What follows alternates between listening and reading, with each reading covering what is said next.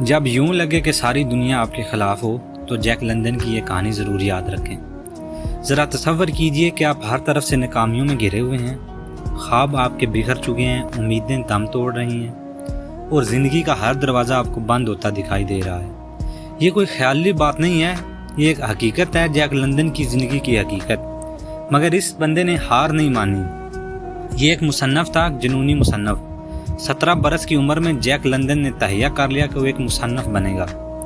وہ اپنی کہانیاں 600 سے زائد ایڈیٹروں کو بھیجتا رہا اور ہر ایک نے اسے مسترد کر دیا، مگر وہ نہ جھکا نہ رکا، لکھتا رہا، وہ بھی مسلسل۔ اور بالآخر 1903 میں اس کی ایک کہانی دی کال آف دی وائلڈ نے دنیا کو چونکا دیا۔ یہ ایک عام سا لڑکا ایک مشہور اور مالی طور پر مصنف بن چکا تھا۔ پھر اس کے ساتھ کیا ہوا؟ اس کا خوابوں کا گھر راکھ میں بدل گیا۔ کامیابی کے بعد جیک لندن نے کیلیفورنیا میں اپنا خوابوں کا محل بنانے پر $80,000 خرچ کیے، جو اس وقت ایک خطیر رقم تھی۔ مگر قسمت کو کچھ اور ہی منظور تھا۔ جب مکان تقریباً مکمل ہونے کو تھا، ایک ہولناک آگ نے سب کچھ جلا کر راکھ کر دیا۔ اس کا خوابوں کا گھر جو ہے نا، وہ راکھ میں بدل گیا۔ پھر شراب کی انگوروں والی امیدیں، پابندی کی نظر۔ پھر اس نے ہمت نہ ہاری، اس نے 300 ایکڑ زمین پر انگوروں کے باغ لگا دیے، ایک شاندار وائنری کا خواب سجایا۔ مگر پھر امریکہ میں ایک قانون آ گیا کہ شراب نوشی غیر قانونی قرار پائی۔ اس کا منصوبہ جو تھا وہ زمین بوس ہو گیا، قبل اس کے کہ کوئی یہ بوتل بھی تیار کرتا یا اس سے تیار اس نے کی ہوتی، اس سے پہلے ہی منصوبہ زمین بوس ہو گیا۔ پھر مویشی پروری، جہاں پر امید مرجھا گئی۔ اب کی بار اس نے بہترین نسل کے مویشی پالے۔ خواب یہ تھا کہ وہ ایک کامیاب کسان اور رینچر بنے گا، لیکن اس کا قیمتی بیل اچانک مر گیا۔ ایک مہلک وبا نے اس کی بھیڑیں ہلاک کر دیں اور اس کا چیمپئن گھوڑا ایک دن کسی نے گولی مار کر ختم کر دیا۔ یہ بھی زمین بوس ہو گیا۔ پھر سمندر کا خواب، بیماریوں کی بھینٹ۔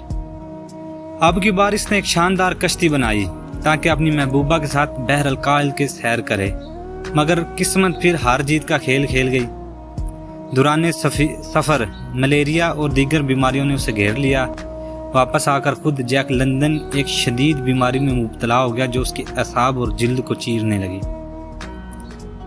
لیکن پھر بھی وہ حوصلہ نہیں ہارا، ناقابل شکست حوصلہ۔ کیا جیک لندن خوش قسمت تھا یا نہیں؟ وہ دراصل اٹل تھا، ڈٹا ہوا تھا، غیر متزلزل۔ ہر بار جب زندگی نے اسے گرایا وہ پھر کھڑا ہو گیا۔ ایسی ضد، ایسا جنون، ایسا حوصلہ جو ہمیں سکھاتا ہے کہ اصل کامیابی اس لمحے کے بعد آتی ہے جب ہم ہار ماننے والے ہوتے ہیں۔ استقامت ہی تمام فتوحات کا راز ہے۔ یہ جیک لندن کی کہانی سے ہمیں سبق کیا ملتا ہے؟ جو سبق ہم کو ملتا ہے وہ لگا کہ کبھی کبھار صرف ایک قدم چلنے سے آپ اپنے خوابوں کی دہلیز پر ہوتے ہیں۔ اگر آپ کو لگتا ہے نا کہ پوری دنیا آپ کے خلاف ہے تو یہ جیک لندن کی کہانی ضرور یاد رکھیں۔ ہر انکار کے باوجود اگر کوئی اپنا خواب نہیں چھوڑتا تو آخرکار دنیا اسے ماننے پر مجبور ہو جاتی ہے۔ پھر سبق اور کیا سے ملتا ہے؟ جب سب کچھ آپ کا راکھ ہو جائے نا، تب بھی دوبارہ اٹھنا ممکن ہے، بس ہار نہیں ماننے۔ یہ حقیقت سٹوری ہے، کوئی فرضی کہانی نہیں ہے، یہ حقیقت ہے۔ تیسری سبق ہم کو کیا ملتا ہے کہ اگر ایک دروازہ بند ہو جائے تو دوسرا کھٹکھٹاؤ، پھر تیسرا، پھر چوتھا، کوئی نہ کوئی دروازہ ضرور کھلے گا۔ کامیابی جو ہوتی ہے نا، وہ صرف ٹیلنٹ سے نہیں، ضد اور استقامت سے حاصل ہوتی ہے۔ اللہ تعالیٰ آپ کو اس عمل کرنے کی توفیق عطا فرمائے۔